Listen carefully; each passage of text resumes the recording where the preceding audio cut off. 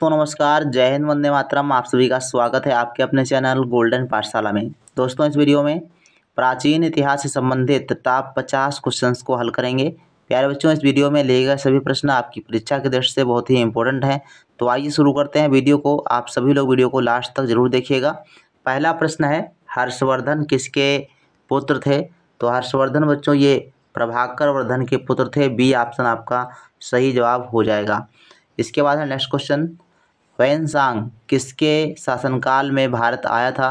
तो ह्वेनसांग ये हर्षवर्धन के शासनकाल में भारत आया था। इन्होंने सी युकी नामक ग्रंथ की रचना की थी।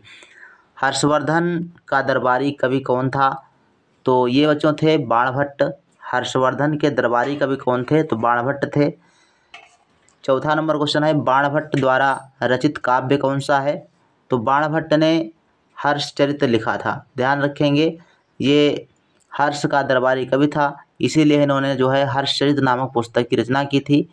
इसके अलावा इंडिका मेगास्थनीज की है, रामचरितमानस तुलसीदास की है और मेघदूतम ये कालिदास की रचना है। 5 नंबर क्वेश्चन है, प्रियदर्शिका नाटक किसने लिखा था? बाणभट्ट, कालिदास, हर्षवर्धन, हरिसेन। तो ये बच्चों थे हर्षवर्धन ने प्रियदर्शिका नामक नाटक लिखी थी। इनकी 3 नाटकें हैं, आपको ध्यान रखना है, कई बार ये बताई जा चुकी हैं। 6 नंबर प्रश्न है, ग्रह के मुखिया को क्या कहते थे? ये वैदिक काल की बात है। विस्पति, कुलप या ग्रहपति, प्रधान या ग्रामणी। तो सही आंसर बच्चों है बी ऑप्शन, कुलप या ग्रहपति कहा जाता था और जो गांव का मुखिया होता था उसको ग्रामणी कहा जाता था। 7 नंबर क्वेश्चन है, आश्रमों की संख्या कितनी थी? यानी 4 आश्रम थे, ब्रह्मचर्य, गृहस्थ, वानप्रस्थ और संन्यास। तो 4 ऑप्शन आपका हो जाएगा सही ऑप्शन, ए ऑप्शन हो जाएगा 4। 8 नंबर क्वेश्चन है, आर्यों की भाषा क्या थी? तो आर्यों की भाषा बच्चों संस्कृत थी। ये आपका सी ऑप्शन सही जवाब हो जाएगा। 9 नंबर क्वेश्चन है, जन का स्वामी कौन होता था? ग्रामणी, विस्पति, प्रधान या राजा। तो जन का जो स्वामी होता था वो राजा कहलाता था। डी आंसर आपका सही जवाब हो जाएगा। 10 नंबर क्वेश्चन है, अघन्या किसे कहा जाता था? तो अघन्या बच्चों गाय को कहते थे। डी आंसर आपका सही है। ये वैदिक काल की बातें हैं। उपनिषदों यानी वेदांत की कुल संख्या कितनी है? तो 108 उपनिषद थे, 4 वेद थे और 6 छंद थे। तो ध्यान रखेंगे इसको। 11 नंबर का सी ऑप्शन आपका सही है। 12 नंबर क्वेश्चन है, प्रसिद्ध पशुपति की मुहर कहाँ से मिली है?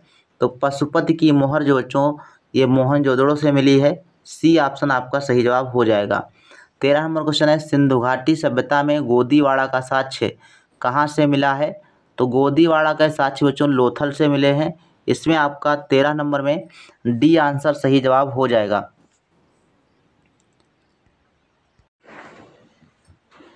14 नंबर क्वेश्चन दिया गया है, सिंधु सभ्यता में विशाल अन्नागार कहाँ से प्राप्त हुआ है?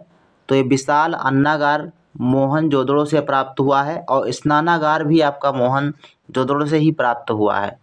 इसके बाद है नेक्स्ट क्वेश्चन 15 नंबर, निम्नलिखित में से कौन सा कथन असत्य है? गलत कथन का चुनाव करना है।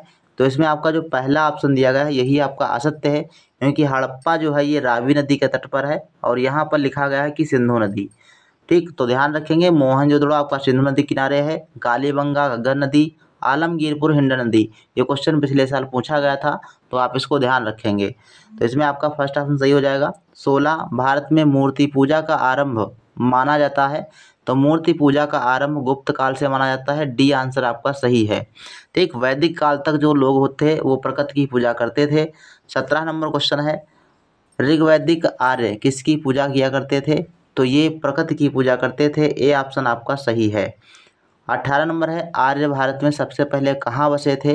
तो ये सप्त सैंधव प्रदेश में जो है आर्य सबसे पहले आकर बसे थे। 19 नंबर क्वेश्चन है, आर्यों का मूल निवास स्थान क्या था? ये बच्चों था एशिया माइनर, यानी मध्य एशिया में रहते थे। उसके बाद ये जो है आए और सप्त सैंधव प्रदेश में बस गए। गायत्री मंत्र संबंधित है? ये गायत्री मंत्र का संबंध बच्चों ऋग्वेद से है। फर्स्ट ऑप्शन सही है। सत्यमेव जयते उक्ति कहाँ से ली गई है? तो मुंडको उपनिषद से ली गई है। बी ऑप्शन सही है। 22 नंबर क्वेश्चन कहता है कि ऋग्वेद का नवा मंडल निम्न में से किसको समर्पित सूक्तों का संग्रह है? तो ये सोम देवता को समर्पित संग्रह है। ए ऑप्शन आपका सही है। 23 नंबर क्वेश्चन है, निम्न में से प्राचीनतम वेद कौन सा है? तो सबसे प्राचीन वेद है ऋग्वेद। ए ऑप्शन आपका सही हो जाएगा। 24 नंबर क्वेश्चन है, उत्तर वैदिक काल में इंद्र का स्थान किस देवता को मिला है? तो ये प्रजापति देवता है, इनको स्थान किसका मिला है? इंद्र का स्थान। 25 नंबर क्वेश्चन है, निम्न में से कौन सा कथन असत्य है, अर्थात गलत कथन का चुनाव करना है? तो इसमें देखो लिखा है कि उत्तर वैदिक काल में गोत्र प्रथा का प्रचलन शुरू हुआ। बिल्कुल सही है। उत्तर वैदिक काल में स्त्रियों को सभा में प्रवेश की अनुमति थी, जबकि ऋग वैदिक काल में ऐसा नहीं था। तो ये सी ऑप्शन आपका बिल्कुल सही जवाब बच्चों हो जाएगा।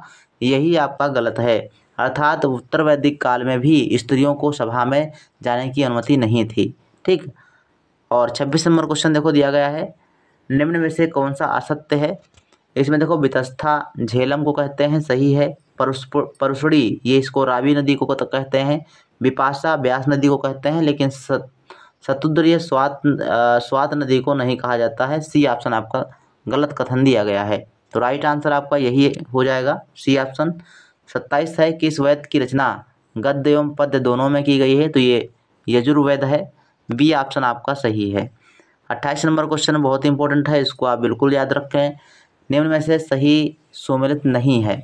महाजनपद दिए गए हैं, राजधानी दी गई। 16 महाजनपदों का वर्णन है, सबकी राजधानी आप जरूर याद कर लीजिएगा। तो ये कुरु की राजधानी इंद्रप्रस्थ थी, सही है। मगध की राजधानी गिरवेद थी। मल्ल की राजधानी कुशावती थी। बट चेदी की राजधानी पोटली नहीं थी, ध्यान रखेंगे। तो आपका बी जो कथन दिया गया है यही आपका सही सुमेलित नहीं है। तो B answer is the right answer. 29 number question है, पाटलिपुत्र नगर का संस्थापक कौन था? तो पाटलिपुत्र जो नगर था इसे उदयन ने बसाया था। सी आंसर आपका सही जवाब हो जाएगा। 30 नंबर क्वेश्चन है, सिकंदर के समय मगध पर किसका शासन था? तो जब सिकंदर ने आक्रमण किया था उस समय घानानंद शासन कर रहे थे। बी आंसर आपका सही है। 31 नंबर क्वेश्चन है, सिकंदर कहाँ का शासक था?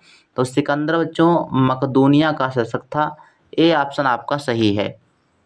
32 नंबर क्वेश्चन, सिकंदर और पोरस के मध्य प्रसिद्ध हाइडेस्पीज का युद्ध कब हुआ था? वेरी इंपॉर्टेंट क्वेश्चन है, आपसे पूछा जा सकता है। तो सी ऑप्शन इसका सही है, 326 ईसा पूर्व में। 33 नंबर क्वेश्चन है, जैन धर्म के 24वें तीर्थंकर कौन थे? तो ये महावीर स्वामी थे। बी आंसर आपका सही है। और पहले कौन थे? तो ध्यान रखिएगा, जो पहले तीर्थंकर थे वो ऋषभदेव थे और 24वें महावीर स्वामी थे। इसके बाद है 34 नंबर, महावीर ने जैन धर्म में पूर्व से प्रतिपादित 4 महाव्रतों में कौन सा 5वां व्रत जोड़ा था? तो ये वो जोड़ा था ब्रह्मचर्य का आश्रम जोड़ा था इन्होंने। 35 नंबर है, जैन धर्म में त्रिरत्न कौन से हैं? तो ये सभी हो जाएंगे, इसमें आपका डी ऑप्शन सही है, सम्यक दर्शन, सम्यक ज्ञान और सम्यक आचरण। 36 नंबर क्वेश्चन है, महावीर ने किस भाषा में उपदेश दिए थे? तो महावीर स्वामी ने प्राकृत भाषा में अपने उपदेश दिए थे। ए ऑप्शन आपका सही है। 37 नंबर है, महावीर का जन्म कहाँ हुआ था? तो इनका जन्म बच्चों वैशाली में हुआ था, इसको आप ध्यान रखेंगे। 37 का आपका राइट आंसर हो जाएगा, ए ऑप्शन आपका सही है, वैशाली। इसके बाद देखो 38 नंबर है, प्रथम जैन संगीत कहाँ आयोजित की गई थी? तो 38 का जो राइट आंसर आपका हो जाएगा सी ऑप्शन, पाटलिपुत्र। ठीक है, सी ऑप्शन आपका बिल्कुल सही जवाब है। इसके अलावा महावीर स्वामी को निर्वाण कहाँ प्राप्त हुआ था, अर्थात इनका निधन कहाँ हुआ था? तो पावापुरी में इनका निधन हुआ था। नेक्स्ट क्वेश्चन देखो 39 नंबर है, निम्न में से कौन सा कथन सत्य है अर्थात सही है? तो जैन धर्म के शतभंगी ज्ञान को स्याद्वाद कहा जाता है, सही है। महावीर स्वामी की मृत्यु पावापुरी में हुई थी, ये भी सही है। जैन धर्म में आत्मा को मान्यता दी गई है, ये सभी आपके कथन सही दिए गए हैं। 40 है, महात्मा बुद्ध ने अपना पहला उपदेश कहाँ दिया था? तो ये सारनाथ में दिया था, आपका सी ऑप्शन सही है। महात्मा बुद्ध का जन्म जो है लुम्बिनी में हुआ था। इन्होंने ज्ञान जो है बोधगया में प्राप्त किया था। और 41 नंबर क्वेश्चन है, महात्मा बुद्ध ने उपदेश देने हेतु किस भाषा का प्रयोग किया था? तो ये पाली भाषा में जो है इन्होंने अपने उपदेश दिए थे। 42 नंबर क्वेश्चन है, बौद्ध धर्म के त्रिरत्न कौन है? बुद्ध, संघ, धम्म, ये सभी आपके हो जाएंगे। डी ऑप्शन आपका सही है। 43 नंबर क्वेश्चन है, निम्नलिखित में से किसके शासनकाल में बौद्ध धर्म 2 भागों हीनयान और महायान में बट गया था? तो ये बच्चों थे कनिष्क। इनके शासनकाल में चौथी बहुसंगीत हुई थी और इन्होंने ही करवाई थी कनिष्क ने। और इनके जो वंश का नाम था वो कुषाण वंश था। इसको अभी आप ध्यान रखेंगे। तो कुषाण वंश के शासक कनिष्क के शासनकाल में चतुर्थ बौद्ध संगीत होती है, जिसमें हीनयान और महायान 2 भागों में बौद्ध धर्म बढ़ जाता है।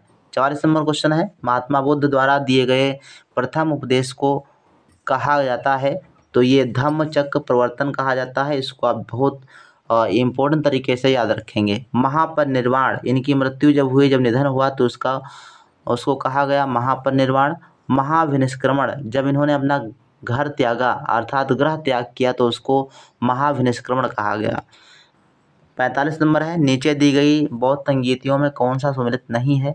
प्रथम अजातशत्रु सही है, द्वितीय कालाशोक ये भी आपका सही है, तृतीय अशोक ये भी सही है, चतुर्थ वाला जो है ये हमने आपको अभी बताया कि चतुर्थ बौद्ध संगीति कुषाण वंश के शासक जो है कनिष्क ने की थी, जबकि यहाँ लिखा है हर्षवर्धन। तो सही आंसर डी ऑप्शन हो जाएगा। बुद्ध के सर्वप्रिय शिष्य कौन थे? आनंद, बी आंसर आपका सही है। 47 नंबर है, चंद्रगुप्त मौर्य का प्रधानमंत्री कौन था? तो ये थे विष्णुगुप्त, जिनको आप चाणक्य या कौटिल्य भी कहते हो। इसके बाद है 48 नंबर क्वेश्चन, चंद्रगुप्त मौर्य ने अपना अंतिम समय कहाँ बिताया था? श्रवणबेलगोला में, बी आंसर आपका सही है। 49 नंबर क्वेश्चन है, मेगास्थनीज किसका राजदूत था? तो मेगास्थनीज बच्चों सेलुकस का राजदूत था। इन्होंने भारत की सामाजिक और आर्थिक स्थितियों का वर्णन इंडिका नामक पुस्तक में किया है। नेक्स्ट क्वेश्चन 50 नंबर है, चंद्रगुप्त मौर्य अपने अंतिम दिनों में किस धर्म का अनुयायी बन गया था? तो 50 का बच्चों राइट आंसर हो जाएगा डी ऑप्शन, जैन धर्म। डी आंसर आपका सही है। 50 नंबर में जैन धर्म का अनुयायी बन गया था। इसके बाद देखो 51 नंबर क्वेश्चन भी देख लेते हैं। 51 में आपका डी सही है। लिखा है कि निम्नलिखित में से कौन सा कथन सही है? तो चाणक्य का दूसरा नाम विष्णुगुप्त या कौटिल्य था, सही है। चंद्रगुप्त ने नंद शासक घनानंद को हराकर मौर्य साम्राज्य की स्थापना की थी, ये भी सही है। चंद्रगुप्त ने सुदर्शन झील यानी सौराष्ट्र जो गुजरात में पड़ता है वर्तमान में, का निर्माण करवाया था, तो ये भी आपका सही है। तो यहाँ से आपके प्रश्न बन सकते हैं। कौन से प्रश्न बन सकते हैं कि हो सकता है पूछ ले कि चाणक्य का दूसरा नाम क्या था, या चाणक्य ने किस पुस्तक का नाम लिखा था? तो अर्थशास्त्र नामक पुस्तक जो है चाणक्य ने लिखी थी, कौटिल्य ने लिखा था। और चंद्रगुप्त मौर्य जो घनानंद को हराकर जो है मौर्य वंश की नींव डाली थी, और इन्होंने सुदर्शन झील का निर्माण भी करवाया था। तो डी जो है डी ऑप्शन आपका सही है। 52 नंबर क्वेश्चन है, अर्थशास्त्र किसकी रचना है? तो ये आपने बता दिया, कौटिल्य की रचना है। ए ऑप्शन आपका सही जवाब हो जाएगा। तो इस प्रकार से आपके बच्चों रहे टॉप 50 प्रश्न जो प्राचीन इतिहास से संबंधित थे। इसमें से आपके कितने क्वेश्चन लगभग सही हैं आप लोग कमेंट सेक्शन में जरूर लिखिएगा। बेस्ट ऑफ लक, पेपर आप लोग बेधड़क दीजिए। इतनी आपने तैयारी कर ली है कि आपके क्वेश्चन कम से कम 100 प्लस तो जरूर सही होंगे। और इसी शुभकामनाओं के साथ इस वीडियो को ख़त्म करते हैं। मिलते हैं नेक्स्ट वीडियो में, तब तक के लिए धन्यवाद। जय हिंद, वंदे मातरम।